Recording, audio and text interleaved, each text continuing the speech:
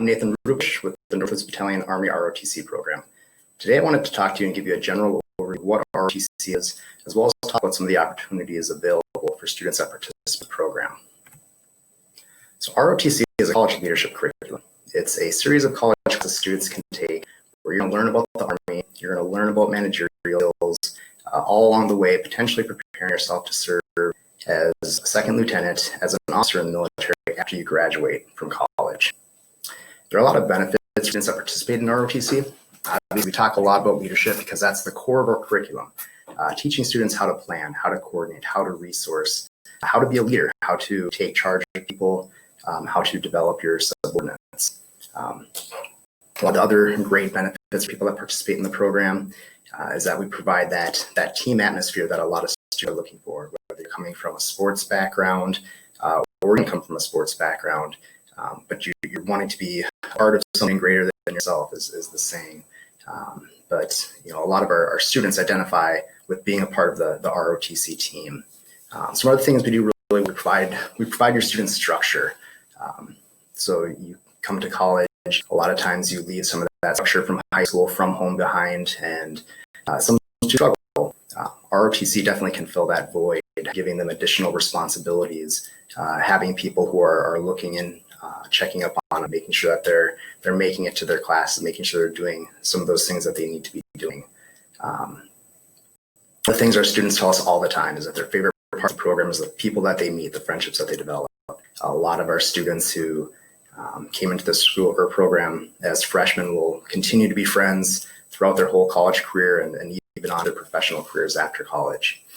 A great thing about the program is that ROTC is going to give you a real test drive, a real opportunity to see what the military is about, see what the Army is about. You're going to be involved in the program doing physical training. You're going to be doing the academic side of it as well as the hands-on portion of it. It's going to give you that chance to see what it's about and see if the military is something that you want to include in your future goals, something that you potentially want to make part of your career ambitions. So how does somebody join ROTC? It's really simple. When you're signing up for your classes, you're going to enroll in a military science class. Freshmen are generally going to be enrolling in Military Science 101. If you're a sophomore student coming to the program, we can have that discussion, but you're either going to be enrolling in Military Science 101 or 201. Depending on the school that you go to, the times and the days of the class and the lab and the PT will vary a little bit. But in general, when somebody signs up for the class, what we're looking for is you to participate in physical training once a week. Each school will generally offer it 3 times a week, but when you're just enrolled in the course, we're looking for you to be coming about 1 time a week. Certainly invited to participate as many days as you'd like, but 1 for sure. There's also going to be a classroom portion. It's going to be instructor-led, utilizing PowerPoint, utilizing small group discussion. It's going to be that opportunity to develop that academic knowledge in whatever the topic is we're looking into. And then each week, we're also going to have a leadership lab. And this lab is going to bring freshmen through seniors all together. And it's going to be that hands-on participation, that hands-on experiential learning piece of the program. So in the class, you're going to learn about a concept. Let's say it's land navigation. You're going to learn how to read a map. You're going to learn how to read a compass. You're going to learn what an azimuth is.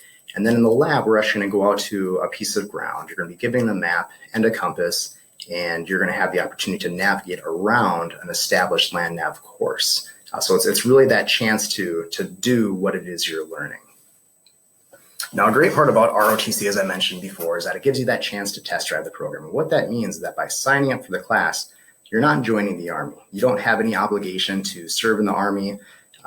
It's purely an elective credit. So somebody can sign up for the class. If after a semester or a year you decide that it's ultimately not the right fit for you, you just don't sign up for the next class. You're not incurring any service obligation. You don't have to remain in the military. But it gives you that chance to see what it's all about. So that way you can make an informed decision on whether the Army is something that you want to do or if ultimately it's not. Students that try out the class and they do identify with it. They do see themselves as wanting to serve as an officer in the military after college. For those students, then we can sit down and have the contracting discussion. And this is generally going to take the form of a scholarship or another contracting avenue. We'll talk more about contracting a little bit later. So it's just an overview of what the freshman schedule might look like. We talked about it before, but again, you're going to be looking at doing physical training at least one morning a week. It's generally going to be between 6 or 7. That time may vary a little bit depending on the school. And then you're going to have a traditional classroom portion, again, instructor-led, group discussion. And then also once a week, you're going to have about a 2-hour leadership lab. The day and time of those classes and labs will vary, but that's the general overview of what your week-to-week flow would look like as a freshman or potentially as a sophomore. Looking at the general 4-year timeline for a cadet, freshman and sophomore year, this is when we receive a lot of new students into the program. And this is the period where you're taking ROTC in that enrolled status generally. You're seeing what it's about, you're participating in PT, you're participating in the labs. Each semester will have an extended lab, a field training exercise, an FTX, where we'll just be able to delve into some of the Army concepts a little bit deeper, potentially going to a different training area that may have more resources available. At some point during the freshman and sophomore year, for students that decide that they're interested in contracting, we can start working that process, whether we're working towards a scholarship or a different contracting opportunity. Students will generally be contracting at some point their sophomore or before their junior year. And again, contracting being that point where you're going from just being enrolled in the program, checking it out, to once you're contracted, that's when your monetary benefits would begin through the scholarship or the stipend or whatever it is. Going into the junior year, all students have to be contracted. So that's the make or break point where you've made the decision of, yes, I want to do this, or no, this ultimately wasn't the right thing for me. And the junior year is really where our students are starting to get their hard look. As a junior, students are going to be responsible for planning, coordinating, and leading those leadership labs. So they're working with the cadre, they're working with the seniors to request a training site, make sure that they have the resources available, make sure that they know the material and are comfortable teaching that material to the freshmen and the sophomores who are going to be their training audience. The cadre and staff are certainly there to provide assistance the whole way through and make sure that the student leading that lab is competent, is teaching the right material. But it's a lot of responsibility on those juniors. This is where you're really getting that hard look, really by where you're having to learn to lead by being put in a leadership position. So as juniors are planning and executing these labs, what they're ultimately working up to is what's called advanced camp, and that's a 3 to 4 week assessment that happens at Fort Knox the summer between your junior and senior year. Students will all go down there, and you will be assessed on your military proficiency, starting with individual tasks like the Army Physical Fitness Test, land navigation, and then working into more team-based tasks, doing obstacle courses as a member of a team, and then ultimately leading into a larger field training exercise where for a few days you'll be out in the field conducting a variety of missions, and each day you're going to be rotating through different leadership positions as you go about that training. Coming into the senior year, that's going to be when students are getting ready to graduate, finish your degree. They're also getting ready to commission as a second lieutenant into the Army. So whereas the juniors may be responsible for planning on a 1, 2, 3 week basis out, getting ready for their labs, seniors are going to take on that upper management position where they're looking 4 weeks and beyond out. They're planning the semester rather than planning a specific week at a time. So we've talked a little bit about the differences between contracted and non-contracted students. Again, a non-contracted student, this is generally going to be your freshman and sophomore students, somebody who just signed up for the class, you're checking it out, you want to see what it's about. There's no service obligation. So again, if you decide that it's not the right thing for you, you just don't sign up for the next class. You're not in the Army. You don't owe the program. You don't owe the Army anytime. There's nothing like that. There are no financial benefits if you're in that non-contracted status. So you're not receiving a stipend. You're not receiving a scholarship or anything like that. Once a student contracts, that's when you've made the decision that, yes, I want to serve as an officer in the Army after college. So at this point, the test drive is complete. You've signed a document saying that you're going to graduate and earn your degree. You're going to finish ROTC and you want to serve as an officer after college. You have to be contracted going into your junior year, but students are certainly able to contract prior to that if they've made that decision and we've gone through the process beforehand. This is the point where those monetary benefits will begin through the scholarship, through the stipend. And then this is also the point where students are going to have the opportunity to participate in some additional summer training opportunities that we'll go into a little bit later. Once the student's contracted, at that point, then you're also required to participate in PT 3 times a week as opposed to 1 time a week when you're non-contracted.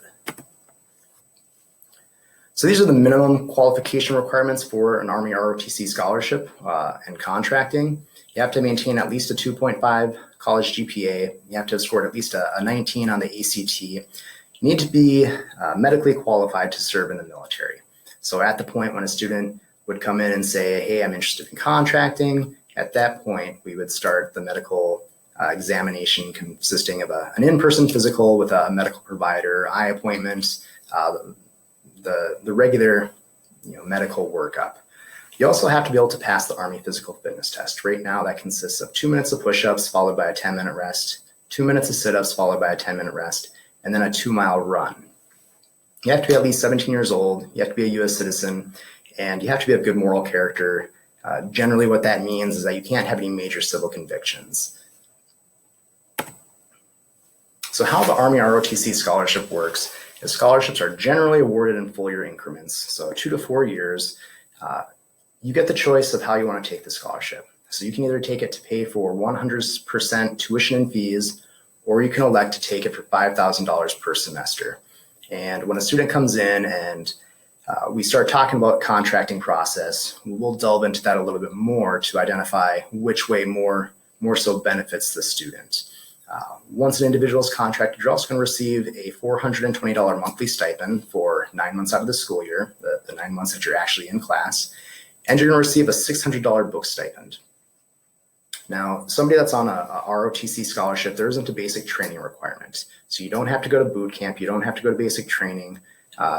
Since you're not in the National Guard or the Reserves, if you're on an Army ROTC scholarship, you don't have a monthly drill either. Your class, your PT, the labs, ROTC is the extent of your military obligation while you're in college earning your degree. We'll have a lot of students in the program that are either coming to us already in the Army National Guard or the Army Reserves, or at some point when they're participating in the program, their freshman or sophomore year, they decide that they want to enlist in the National Guard or the Army Reserves. And this is absolutely doable. The lion's share of our students are actually going along this path. Excuse me. So it's a little bit different contracting process that we talk about when they decide that they are interested in contracting with ROTC. It's generally a non-scholarship contracting option because they're using their state or federal benefits that they've accrued from being in the National Guard or the Reserves in lieu of a traditional scholarship. So students that come to us, they'll be considered in the simultaneous membership program, SMP. So what that means is that they're doing ROTC, but they're also still going to be required to attend their monthly drill with their unit. They're going to be required to do their annual 2-week training with their unit. They will be non-deployable if they contract with ROTC.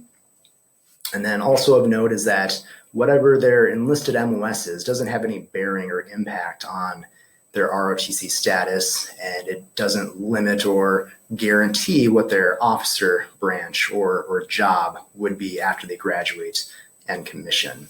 One of the great aspects about somebody who contracts in an SMP status like this is that they have the opportunity to serve as an active duty officer after college, or if they want to remain in the Reserves or National Guard, they have that opportunity available to them as well. So this chart provides a breakdown of the different contracting options. We talked about the ROTC scholarship a little bit. We talked about the SMP option. On the far right, you see the GRFD scholarship. This stands for Guaranteed Reserve Force Duty Scholarship, and is essentially a merger of the previous two options. And this is something that, again, can absolutely talk to you about in more depth if you are interested in contracting. But what this is you are doing ROTC, you're simultaneously in the National Guard or the Army Reserves. It provides essentially benefits of both those previous two options. The big catch, though, is that somebody that's on a GRFD scholarship has to go National Guard or Reserve after college. So whereas the previous two options leave active duty on the table as an option, somebody who contracts with a GRFD scholarship is required to go National Guard or Reserves after college. So it's a great scholarship opportunity for the right type of student. Somebody who does contract with ROTC, what your service obligation after college is going to be is an 8-year obligation. And if you look towards the bottom, you see the service obligation where it breaks it out. It's broken out a little bit differently depending on how you contract and if you're looking at being an active duty officer or a reserve National Guard officer after college. So of that 8 years, just in general, somebody who's wanting to be an active duty officer would serve the first 4 years of that obligation on active duty. And then the second set of 4 years, so years 5 through 8, they may have the option to either stay on active duty if you like that lifestyle and you wanted to continue down that path. You could have the opportunity to transition from active duty to the National Guard or Reserves, transition from that full-time job to that more part-time job, or you can request to transfer to the inactive ready reserve where you're not actively participating in the military. Before I mention some additional training opportunities that are available to students once they contract. So each summer, the program will get so many training slots for big Army schools, Air Assault School, Airborne School. You can go down the list and see some of the opportunities available there. These opportunities are available, again, once a student is contracted, and then generally the program will create an order of merit list for people that express interest in wanting to participate in these opportunities. There are some opportunities to travel within the country as well as abroad, either through Project Go, which generally has a language component to it. There's also the Cadet Troop Leader Training Program where a student can actually go to an active duty installation for 2 weeks and directly job shadow a second lieutenant. So it gives you that opportunity to go in and actually see what a second lieutenant does on a day-to-day basis at an active duty unit. Talked a little bit about the two ways to serve, either on active duty or as a member of reserve component, either the Army Reserves or the National Guard. Active duty, again, the Army's a full-time job. You're assigned to an active duty installation. You're putting on the uniform, every day. A lot of great benefits associated with active duty. Free medical, starting salary, depending on where you're stationed, is going to be 52 on the low end, potentially up to $60,000 per year starting out, which isn't too terrible. Something to note is that somebody who's going active duty, in all likelihood, you're not going to be stationed in Wisconsin. You're going to be moving every 2 to 4 years. It's not guaranteed. So students are actually competing that want to assess active duty. Very, very good likelihood that students that want to go active duty will have that opportunity, but by no means is it a guaranteed thing. The other way of serving is in a reserve component. So again, Army Reserves or the Army National Guard. And this is that part-time component for the Army. The 1 weekend a month, the 2 weeks in the summer. Very affordable healthcare benefits available through this opportunity. Students that go into the National Guard, the Reserves after college, you'll have a full-time job generally alongside of your Reserve National Guard service. Students that are wanting to pursue graduate school, this is a great opportunity for them. Gives you that opportunity to have some stabilization, to stay in one state, one county, not necessarily as much of a moving requirement as there would be for somebody that was serving on active duty. So as a second lieutenant, you're going to be a leader. You're going to be in charge of anywhere from 30 to 50 soldiers, depending on what your career field is. There are 17 different basic branches or career fields that you can serve in, all of them doing very different things, but within the scope of the Army. You're going to have soldiers that report directly to you. You're going to be responsible for ensuring their well-being, planning their training, doing mission planning, being that example who leads from the front. Some of the different career fields that are available, again, there's 17 of them. Some of them have very much a Army flavor to them: infantry, armor, artillery. They don't necessarily have a civilian world direct correlation to them. But as you look through the list, you'll see that there are some that certainly do have a direct civilian correlation. Military, police, obviously very closely similar to a traditional civilian police force. Signal and cyber, very much that IT component. Medical services, again, working in the medical career field, not necessarily as a provider, but more the administrative oversight side of it.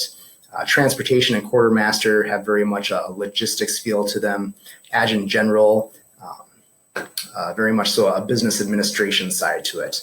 So there's certainly career fields that are very unique to the Army. There's also a lot of great crossover skills you can learn and carry over into a civilian career, depending on what branch you go into. So a student that does ROTC, they decide they want to serve as an officer after college. They contract, they earn their degree, they earn their commission. What's next, right? So after a student graduates, after they have their commissioning ceremony, they become a second lieutenant. They are then going to attend their BOLC, their basic officer leadership course, where they're going to learn how to be whatever flavor, whatever branch of officer they are. So aviation officers would go to an aviation BOLC, where they're then going to learn how to fly helicopters. Think of it in terms of ROTC will prepare you to be an officer in the Army, and then you're going to go to your BOLC to learn how to be whatever type of officer you're going to be, whether it's infantry, whether it's finance, whether it's med services. That BOLC is going to be that branch-specific training where you learn that craft, that trade. BOLCs are generally in the 3 to 6 month range, and then after your BOLC training, depending on the type of unit you're going to, depending on the type of branch you're in, there may be some follow-on schools. You may need to go to airborne school, ranger school, what have you. After any of those schools, then you would report to your first active duty station, if you're going active duty. Otherwise, if you're going National Guard or reserves, after you complete that training, then you would return to home. And at that point, you would start drilling in that 1 weekend a month, 2 weeks in the summer, while you're simultaneously pursuing that civilian career, pursuing grad school, whatever that next chapter is in your life. Some of the questions we get asked quite a bit, can I participate in ROTC? Can I contract with ROTC if I don't come from high school with a scholarship? And the answer is absolutely yes. The vast majority of the students, 95+% of students that participate in ROTC, aren't starting ROTC, aren't learning about ROTC until they get onto a college campus. Very few students are actually coming to the program with a scholarship already in hand. So yes, you can absolutely participate in ROTC if you haven't earned a scholarship in high school. By enrolling in ROTC, I've touched on it a couple of times, but you're not joining the Army. Somebody who signs up for Military Science 101 is signing up for a 1 to 2 credit elective class. Again, it's by no means is there any service obligation or requirement that you join the Army. Students that decide they don't want to continue with the program just don't sign up for the next class. Army ROTC training is nothing like basic training. It's not like boot camp. It's much more academic. It's on college campuses. It's completely different training methodology than what you're using in basic training. Basic training, 9-10 weeks, trying to put you through a whole lot of training real quick and then put you into the Army. ROTC, it's laid out over 4 years. So there's a lot more time there, requires a college degree. A lot of people ask about, is there going to be time to participate in sports or clubs, other related activities? And the answer is absolutely yes. We highly encourage our students that if they want to be an athlete, they want to be in a club or an organization, that they're absolutely encouraged to do that. There are going to be times certainly where there's going to be overlap between ROTC requirements and practice, meets, games, team meetings, things like that. And as long as the student communicates those conflicts with their instructor ahead of time, they're by and large going to be excused from the ROTC event to participate in that sport, to participate in that club. It really comes down to the student and ensuring that you're communicating your schedule and communicating those conflicts with your instructor ahead of time. But as long as you're doing that, absolutely, we look for scholar athlete leaders. So we're not just looking for somebody who's a complete fitness stud or somebody that's just a straight bookworm. We want to have that well-rounded individual. So we highly encourage and definitely want to support those aspirations if you have them. And then, as I've said before, military service obligation. Just by taking the class, there is no service obligation. Once an individual contracts with the program, once they start a scholarship or they start receiving money for being in ROTC, that's the point where at that point you do have a service obligation after college. You're non-deployable during college.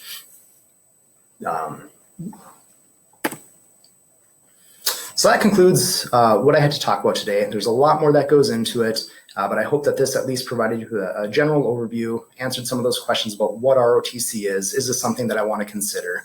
Highly encourage you to sign up for the class and check it out. If nothing else, it's going to help you make that informed decision of, is this something I want to do or is it not something that I want to do? If you have any questions, feel free to reach out to me at any of the email addresses or the phone number listed there. I'd be happy to talk to you and answer any questions you have. So thank you for taking the time, and I look forward to seeing you on campus.